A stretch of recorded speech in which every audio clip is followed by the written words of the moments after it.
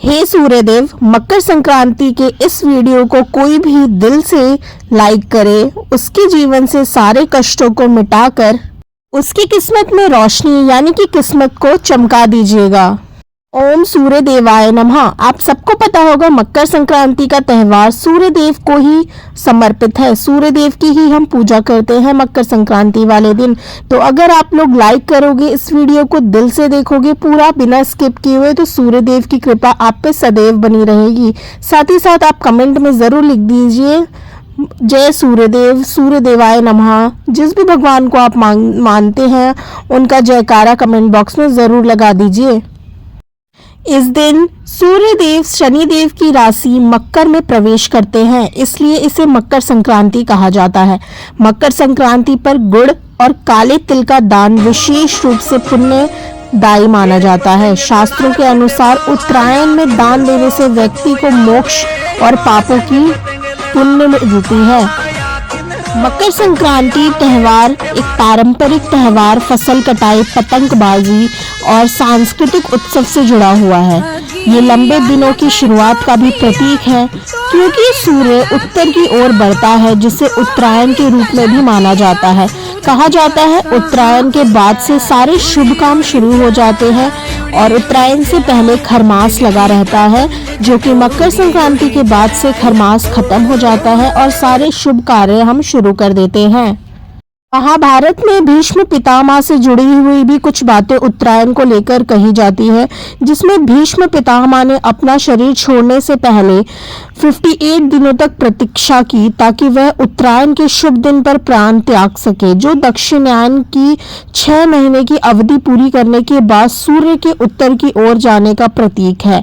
कहा जाता है उत्तरायण में जो व्यक्ति अपना शरीर त्यागता है उसे डायरेक्ट मोक्ष की प्राप्ति होती है। मकर संक्रांति का त्यौहार सूर्य के उत्तरायण होने पर मनाया जाता है। इस पर्व की विशेष बात यह है कि अन्य त्योहारों की तरह अलग अलग तारीखों पर नहीं, बल्कि हर साल 14 जनवरी को ही मनाया जाता है, जब सूर्य उत्तरायण होकर मकर रेखा से गुजरता है। यह पूर्व हिंदू धर्म के प्रमुख त्योहारों में शामिल है।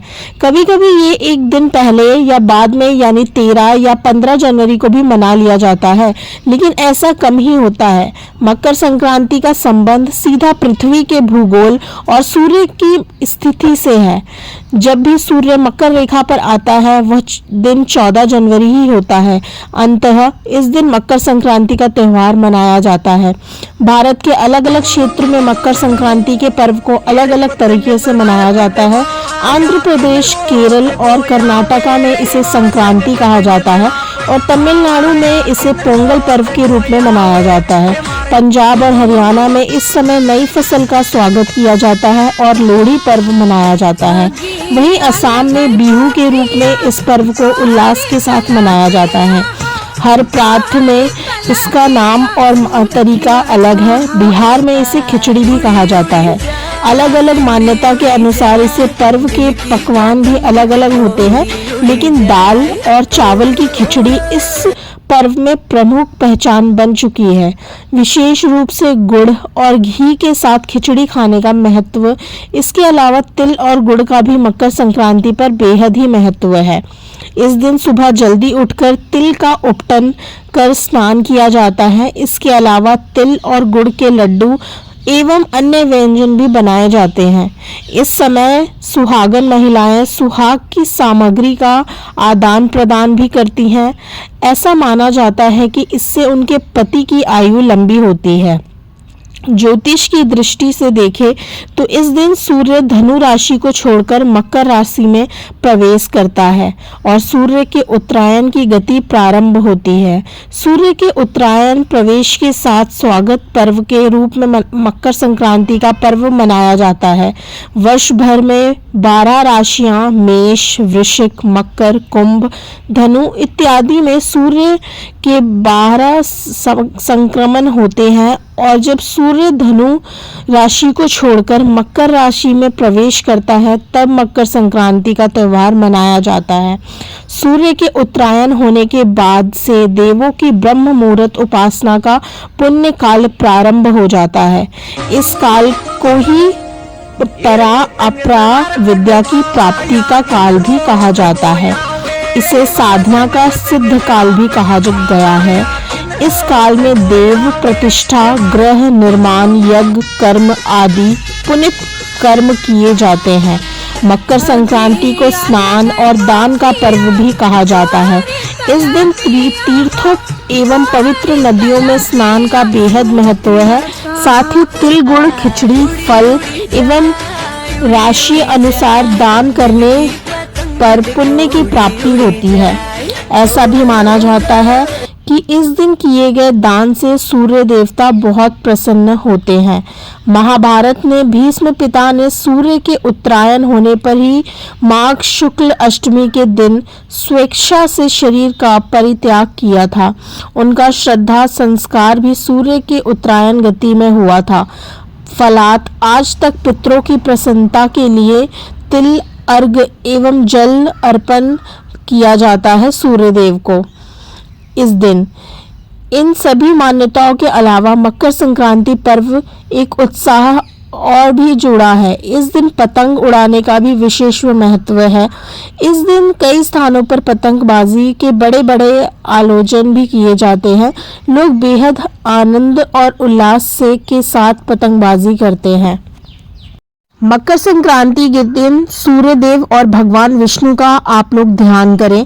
इसके बाद की पूजा करने के लिए सुबह पवित्र नदी या नहाने के पानी में गंगा जल मिलाकर स्नान करें। फिर एक तांबे के लोटे में अक्षत और फूल डालकर भगवान सूर्य देव को अर्घ्य अवश्य दें।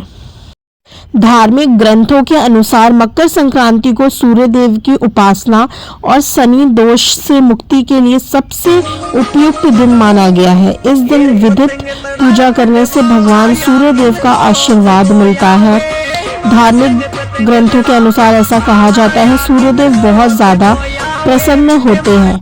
धार्मिक ग्रंथों के अनुसार मकर संक्रांति को सूर्य देव की उपासना और शनि देव की मुक्ति का दिन भी बताया जाता है। इस दिन सूर्य देव अपने पुत्र शनि देव के घर आते हैं।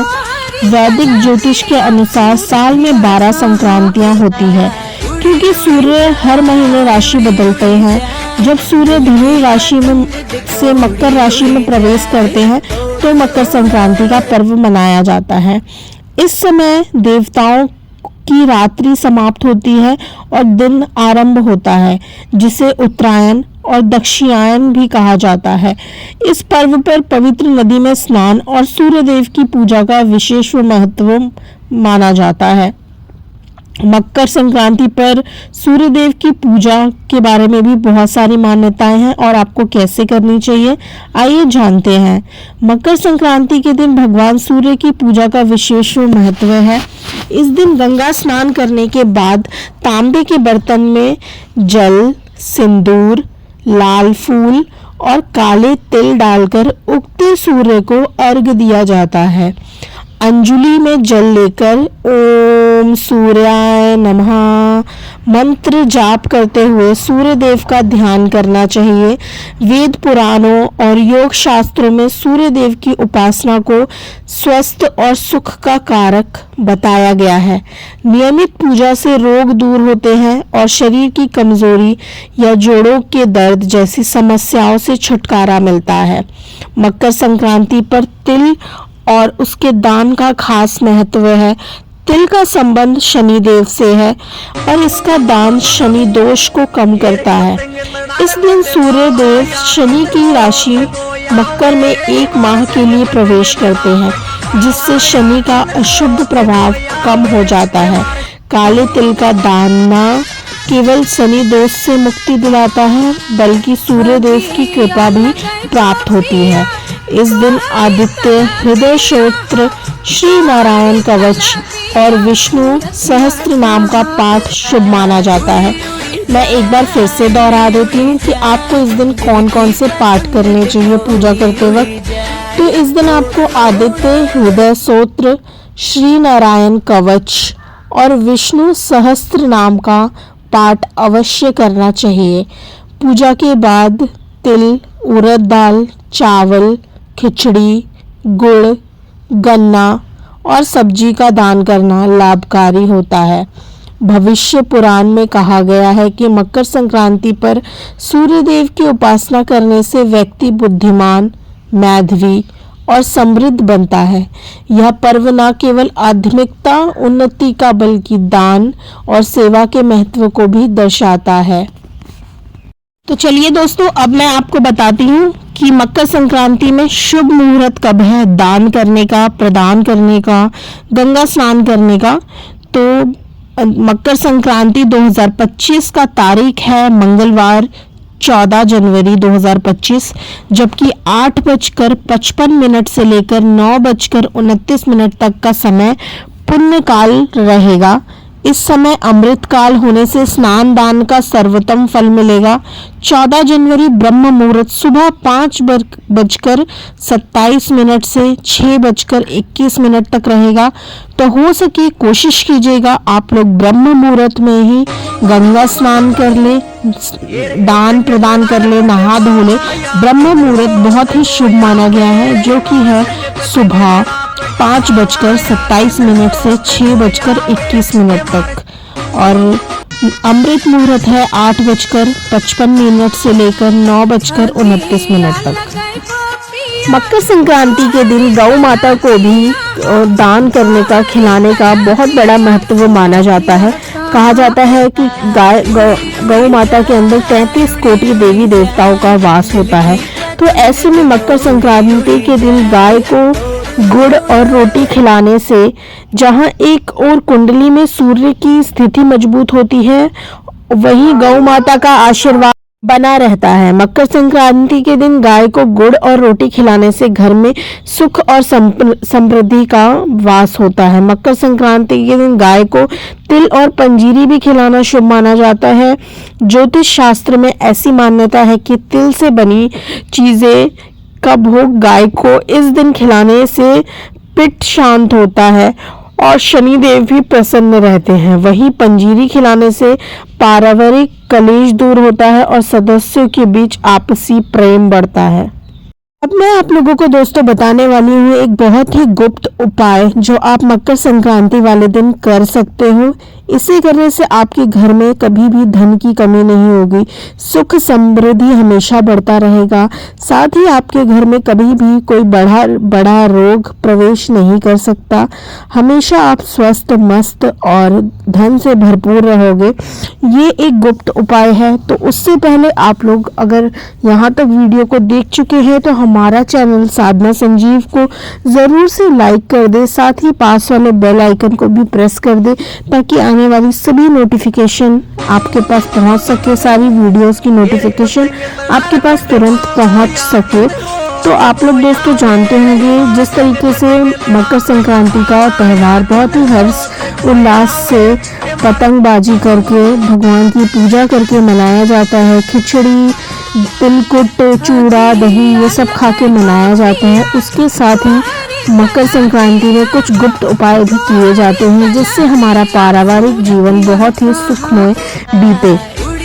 तो अब मैं बताने वाली हूँ आपको ऐसे 3 पेड़ जो आप बहुत ही देवताओं को प्रसन्न करता है, और उन 3 पेड़ को आपको कुछ नहीं करना, कुछ पूजा पाठ ऐसा कुछ तामझाम नहीं करना है। आपको बस सिंपल उस पेड़ को छू कर आ जाना है। ये एक चमत्कार ही है और सूर्यदेव इस चमत्कार से बहुत ज़्यादा प्रसन्न होते हैं। ये 3 पेड़ कौन से हैं? तो चलिए आइए जानते हैं इन तीनों पेड़ का महत्व मकर संक्रांति के दिन, और इन तीनों को पेड़ को छूकर आने से क्या हमें लाभ मिलता है, ये सब हम आगे जानने वाले हैं वीडियो में। तो चलिए जानते हैं। तो दोस्तों पहला वृक्ष है पीपल का पेड़। ऐसा माना जाता है पितरों का आशीर्वाद पाने के लिए आपको मकर संक्रांति के दिन पीपल की जड़ में जल अर्पित करना लाभकारी होता है। इसके साथ ही पीपल का आप पौधा भी लगा सकते हो मकर संक्रांति के दिन। मकर संक्रांति के दिन पीपल पेड़ की पूजा करने से आपको पितृ दोष से मुक्ति मिलती है। मकर संक्रांति के दिन पीपल के पेड़ में जल चढ़ाने और तेल का दीपक जलाने से शनि की साढ़े साथी और ढैया से भी छुटकारा मिल जाता है। इसके साथ ही पीपल के पेड़ की परिक्रमा आप जरूर करें। आपको बस उस दिन एक घी का सरसों तेल का दीपक जलाना है पीपल पेड़ के नीचे और पीपल पेड़ का आपको परिक्रमा करना है मकर संक्रांति के दिन। आइए जानते हैं अब दूसरा पेड़ कौन सा है, दूसरा वृक्ष कौन सा है। ये वृक्ष बहुत ही लाभकारी है। इस वृक्ष को छूकर आने से आपको मकर संक्रांति के दिन ही मिलती है भोलेनाथ की कृपा। आपको पता है कि भोलेनाथ को महाकाल भी कहा जाता है, जो आपके सारे कष्टों को हर लेता है। अकाल मृत्यु से आपके भय को आपके पास आने नहीं देता। अकाल मृत्यु आपके परिवार में किसी के भी हो तो उन परिजनों को वो स्वस्थ रखते हैं। अकाल मृत्यु आपके परिवार में किसी के पास भी नहीं आने देते हैं। कोई भी बड़े रोग को वो आपके घर में प्रवेश करने नहीं देते हैं। तो चलिए जानते हैं दूसरा पेड़ कौन सा है। दूसरा पेड़ है दोस्तों बेल का पेड़। बेल पत्र जो हम भोलेनाथ को चढ़ाते हैं वही वाला बेल का पेड़ है। मान्यता है कि बेल पत्र के पेड़ के नीचे दीपक जलाना शुभ फलों की प्राप्ति होती है। साथ ही दीपक जलाने से देवी देवताएं प्रसन्न होते हैं, मनोकामना भी पूरी होती है। मकर संक्रांति के दिन आप बेलपत्र के नीचे एक सरसों का दीपक अवश्य जलाएं। शाम के समय ज्योतिष आचार्य बताते हैं कि बेलपत्र के पेड़ के नीचे दीपक जलाने वाले जातकों की मनोकामना पूरी होती है। यही वजह है कि भक्त रोजाना बेलपत्र के नीचे दीपक जलाते हुए आपको मिलेंगे। तो मकर संक्रांति के दिन आप लोग महाकाल की अगर महाकाल का साथ पाना चाहते हैं अपने जीवन में, उनकी असीम कृपा चाहते हैं आप पे बनी रहे, तो बेलपत्र के नीचे आप जरूर से ही एक दीपक जरूर जलाएं मकर संक्रांति के दिन। चलिए अब जानते हैं तीसरा वृक्ष कौन सा है जो आपको मकर संक्रांति के दिन उसकी भी पूजा जरूर से करनी चाहिए। तो दोस्तों मकर संक्रांति के दिन आपको सारी 33 कोटि देवी देवताओं की जो असीम कृपा है उसे पाने के लिए आपको आंवले के पेड़ की जरूर परिक्रमा करनी चाहिए।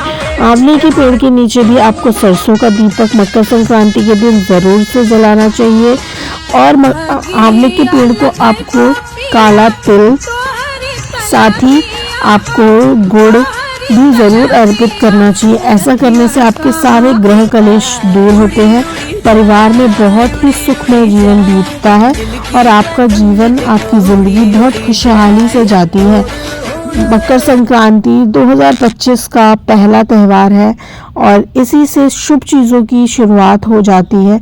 तो हर चीज़ आप लोग अच्छे से शुभ कीजिएगा। आपको मैंने बहुत ही विस्तार से बताया कि मकर संक्रांति में क्या हमें करना चाहिए, क्या नहीं करना चाहिए, मकर संक्रांति क्यों मनाते हैं, और साथ में कुछ गुप्त उपाय भी बताए हैं मकर संक्रांति में जो हमें करने चाहिए, जिस गुप्त उपाय को करने से हम एक्स्ट्रा पावर, एक्स्ट्रा भक्ति अपने भगवान से प्राप्त कर सकते हैं, एक्स्ट्रा आशीर्वाद हम अपने भगवान से प्राप्त कर सकते हैं। तो इसी के साथ इस वीडियो को मैं यहीं पे एंड कर रही हूँ। मैं आशा करती हूँ आप लोगों को बहुत अच्छी लगी होगी ये वीडियो। अपने परिजनों, दोस्तों, परिवारों में इस वीडियो को बहुत से बहुत ज़्यादा शेयर करें ताकि ये अच्छी अद्भुत इन्फॉर्मेशन सब तक पहुँच सके। तो जय सूर्यदेव, हर हर महादेव, जय श्री कृष्ण, ओम सूर्याय नमः, ओम सूर्याय नमः, हर हर महादेव, हर हर महादेव, हर हर महादेव, हर हर महादेव। ओम हनुमते नमः। जय हनुमान जी, जय बजरंगबली। आप सभी को मकर संक्रांति की, लोहड़ी की बहुत बहुत शुभकामनाएं। हर हर महादेव।